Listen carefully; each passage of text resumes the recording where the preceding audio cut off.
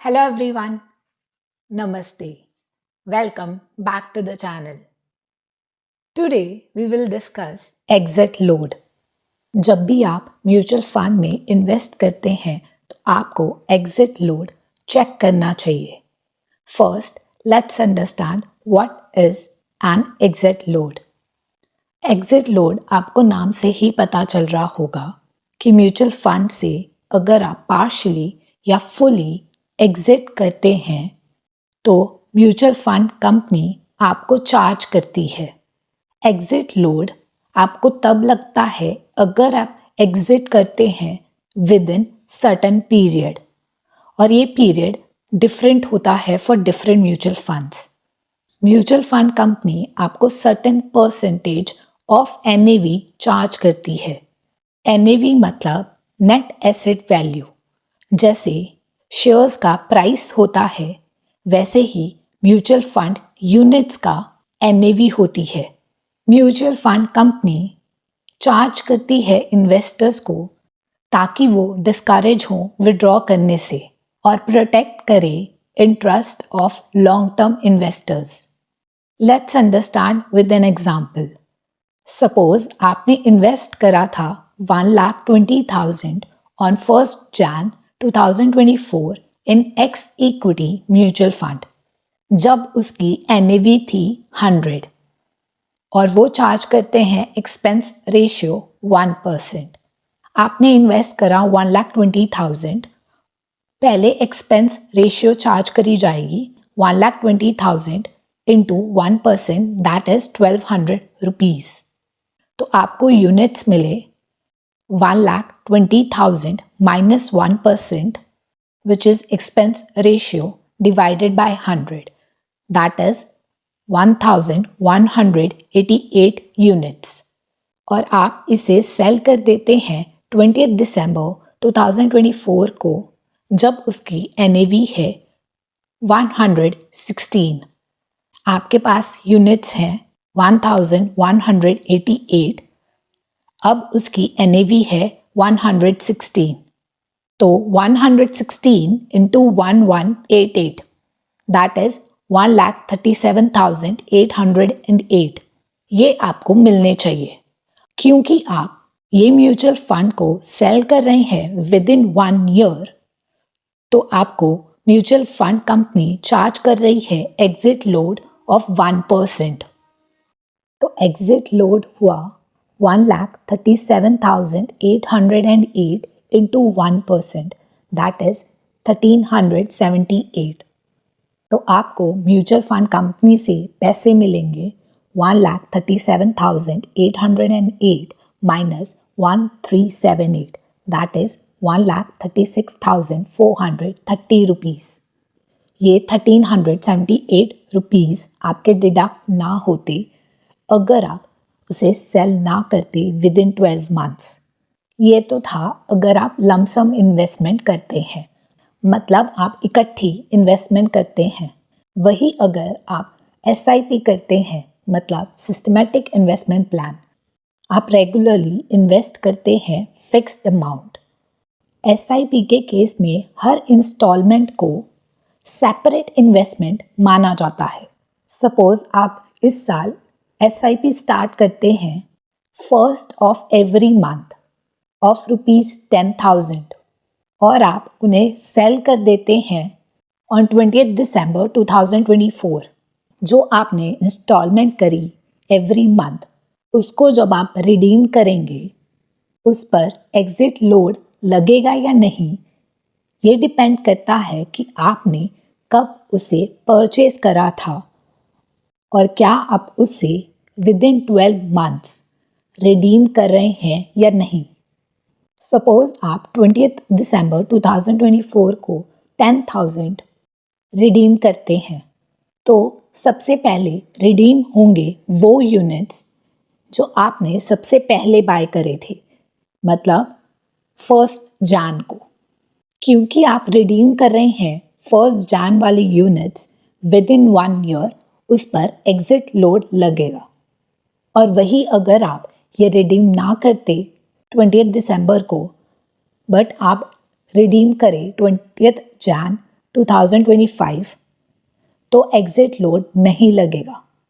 जो आपने suppose SIP करी 1 मार्च 2024 को, उसके 12 मंथ स्टार्ट होंगे 1 मार्च 2024 से।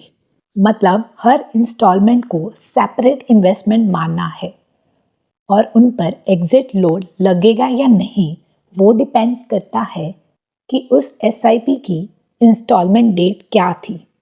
सपोज आप इन्वेस्ट करते हैं 10,000 rupees every month mutual fund में, और आज म्यूचुअल फंड में आपने इन्वेस्ट करा हुआ है 1,20,000 और आप रिडीम करना चाहते हैं 50,000 रुपीज़। तो 50,000 रुपीज़ जो आपने रिडीम करे उसके लिए वो यूनिट्स रिडीम होंगे जो आपने सबसे पहले बाय करे थे।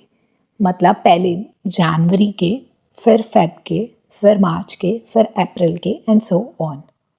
अगर आप STP करते हैं, सिस्टमैटिक ट्रांसफ़र प्लान, मतलब रेगुलरली एक फिक्स्ड अमाउंट ट्रांसफ़र हो रही है from one mutual fund to another mutual fund of same fund house. Suppose आपने 1,20,000 इन्वेस्ट करे हुए थे in HDFC flexi cap fund और आप STP करते हैं कि एवरी मंथ 10,000 ट्रांसफ़र होने चाहिए from HDFC flexi cap fund to HDFC short term debt fund. ये जो 10,000 ट्रांसफ़र हो रहे हैं इसे रिडम्पशन माना जाएगा और इन 10,000 पर एग्जिट लोड लगेगा अगर आप इसे ट्रांसफ़र करते हैं with in 12 months of investing in HDFC flexi cap fund. Suppose आपने HDFC फ्लेक्सी कैप फंड में इन्वेस्ट करे थे 1,20,000 ऑन 1 Jan 2024। अगर आप STP स्टार्ट कर देते हैं suppose from December 2024 10,000 per month, क्योंकि 10,000 ट्रांसफ़र हो रहे हैं विद इन 12 मंथ्स तो एग्जिट लोड लगेगा 1% का। जो जनवरी में ट्रांसफ़र हो रहे हैं उन पर एग्जिट लोड नहीं लगेगा क्योंकि वो ट्रांसफ़र हो रहे हैं after 12 months. Redemption also includes SWP, systematic withdrawal plan, SWP। मतलब आप रेगुलरली एक फिक्स्ड अमाउंट विड्रॉ कर रहे हैं अपने म्यूचुअल फंड से।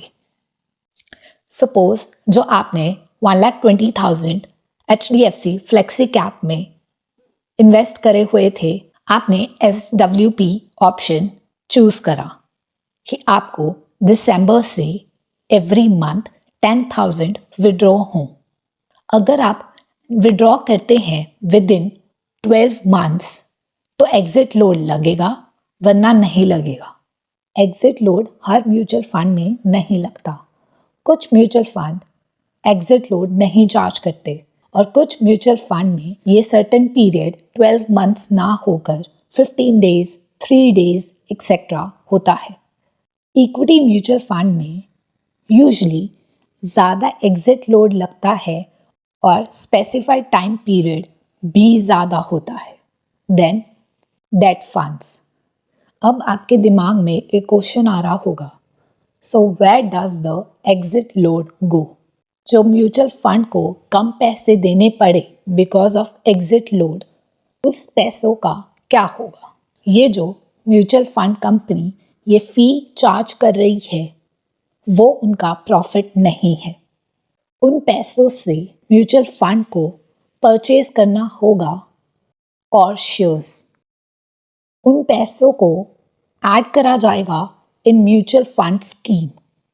सपोज म्यूचुअल फंड को 1 लाख रुपीज़ कम देने पड़े तो म्यूचुअल फंड को परचेज करने पड़ेंगे और शेयर्स जिनमें उसने ऑलरेडी इन्वेस्ट करा हुआ है। वापस पैसे डाले जाएंगे म्यूचुअल फंड स्कीम में, जिसकी वजह से जो वैल्यू है फंड की वो इंक्रीज होगी और इसका बेनिफिट उन इन्वेस्टर्स को मिलेगा जो ऑलरेडी इन्वेस्टेड हैं उस स्कीम में।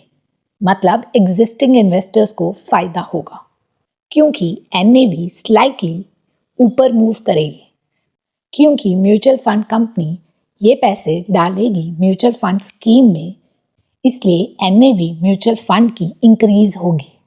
इसका मतलब अगर लोग म्यूचुअल फंड को सेल करते हैं विद इन सर्टन पीरियड तो उसका बेनिफिट दूसरे इन्वेस्टर्स को होता है। Remember, it's always a good idea to check mutual funds exit load policy before investing to avoid unexpected charges और हमेशा फोकस करें लॉन्ग टर्म फाइनेंशियल गोल्स पर rather than withdrawals पर। Thank you for watching this video. If you like this video, give it a thumbs up and subscribe to this channel. If you want to recommend any topic or have any question, comment down below. See you soon.